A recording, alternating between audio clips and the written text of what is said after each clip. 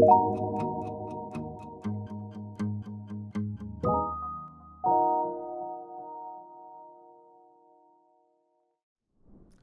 name is Andris Piebalgs. I am a professor at the Florence School of Regulation, and my partner in today's discussion is Kadri Simson, former Energy Commissioner. She has left the job not long time ago and has worked perhaps most of the whole commission with Ukraine because it has been extreme situation, and you have also dealt with extreme issues. You visited Ukraine during the time of war, bombing, and perhaps from politicians in Europe, you have the most closest knowledge of Ukraine. If I would like to ask you to summarize, what are your main impressions of Ukraine from your visits, from your meeting with the people, and also from common decisions taken?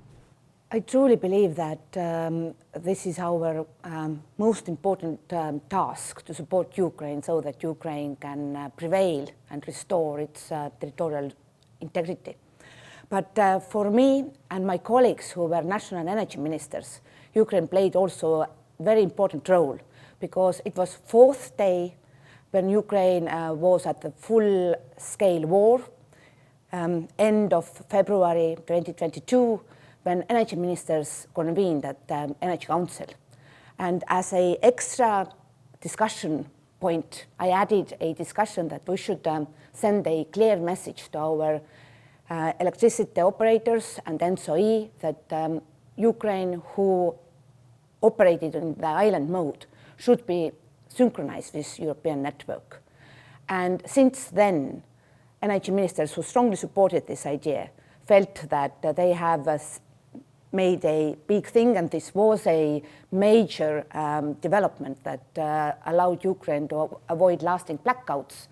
And step by step, this support was always there to restore what Russia destroyed, especially in the energy sector, and to continue the trade, electricity trade. So Ukraine mainly needed electricity from its neighbors, because Russia targeted different power plants.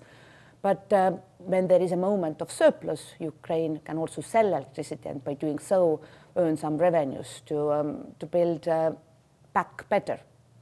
And in the interactions, you have met ministers, you have met also, I assume, prime ministers.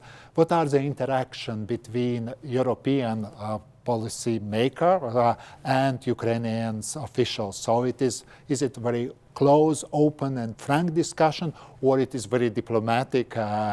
What was your experience in your dealings, because you needed to take decisions that you can trust? This has been always very close cooperation. I do remember my first call with German Galuchenko on 24th of February. And since then, we have kept very close contact.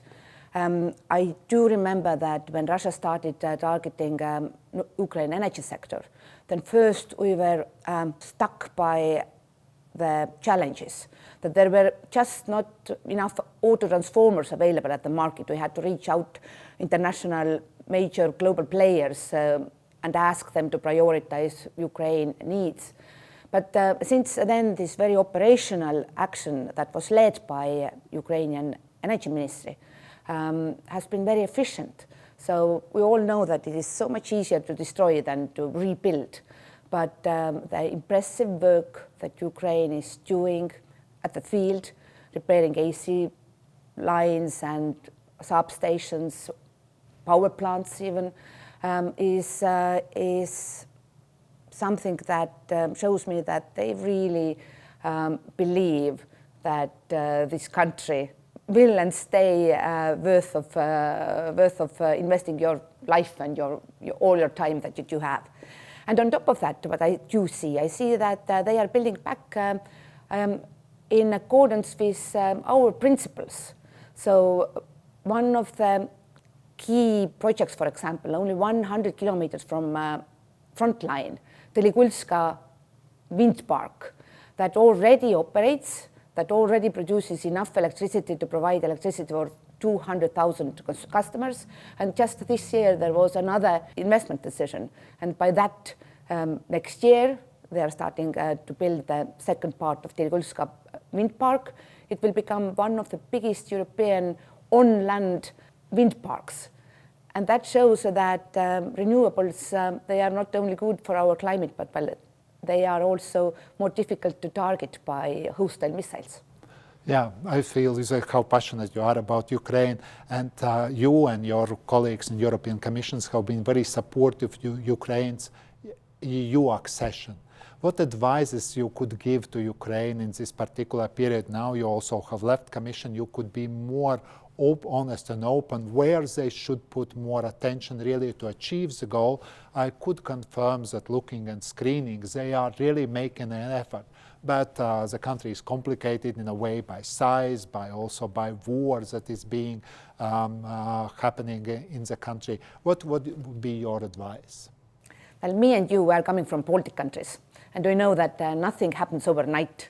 So thinking back how we made it, we declared that we want to become full members of EU back in 1995. And then it took 8.5 years negotiating. So this is hard work.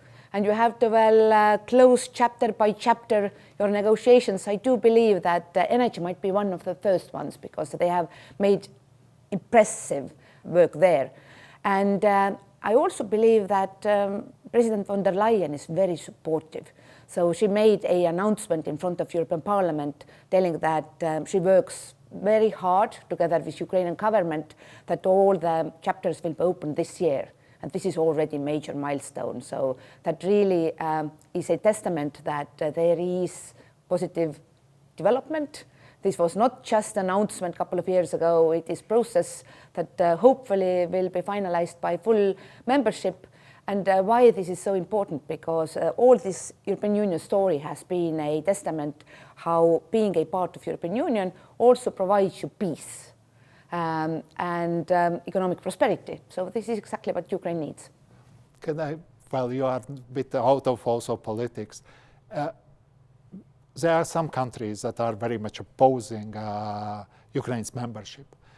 When you would be publicly asked to argue, what you would make as an argument in favor of Ukraine? What are the strengths? What will Ukraine bring to the EU? Because they say, well, they will take away money, they will be complicated, etc. So the negative argumentary is rather broad, and you wouldn't be too much surprised because there have been some of these arguments used also against Baltic country membership.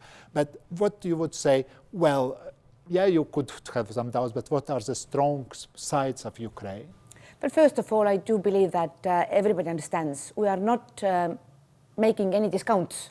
So Ukraine will become full member when Ukraine is ready and applies to all the rules that rest of us to apply. So this is not a gift, this is served by Ukraine. But Ukraine will bring immense potential. Only in the energy sector, well, immense renewable potential. With their agricultural sector, they can produce a lot of bioenergy. They do have vast potential for wind and solar. They have great infrastructure.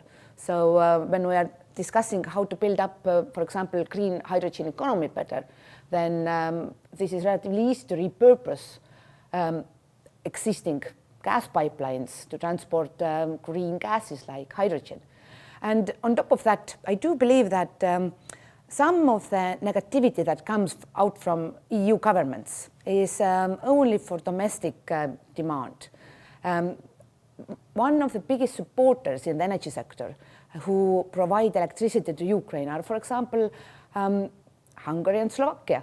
So they are in the everyday level. They are really doing a lot to keep Ukraine going and to provide their citizens and enterprises electricity at the moment when Ukraine cannot cover demand itself. But still, the political challenge is there. So Commission and some member countries like Estonia is very much supporting Ukraine. Then there are, for domestic reasons, countries that are negative. How to build good political momentum really to get Ukraine in this European family? What recipes could you suggest? I do believe that we need good leaders, the ones who do not allow others to feel war fatigue, that this is new normality. This is not normal, what is happening right now in Ukraine. And in this regard, President von der Leyen is a wonderful partner. She can support emotionally the ones who need support, but also can encourage the ones who are not so excited about foreign policy or what happens in the close neighborhood. So we need good leaders, and we are lucky that we do have President von der Leyen for second term. So that means that we would need to conclude, well, the accession negotiations, hopefully during her mandate. So that's very sure. Thank you, Kadri, for joining, and thank you for coming to the conference and making keynote presentation at it. Your role definitely in Ukraine's recovery is very well known, and well, also in European energy history, you wrote a very particular chapter, and congratulations and thank you for you have done in name of European citizens, but also from me, who was your predecessor for some time and knows well how difficult it really to operate in the environment of many member countries in European Parliament. Thank you, and we appreciate very much also this interview that you gave to Florence School of Regulation. Thank you. Thank you.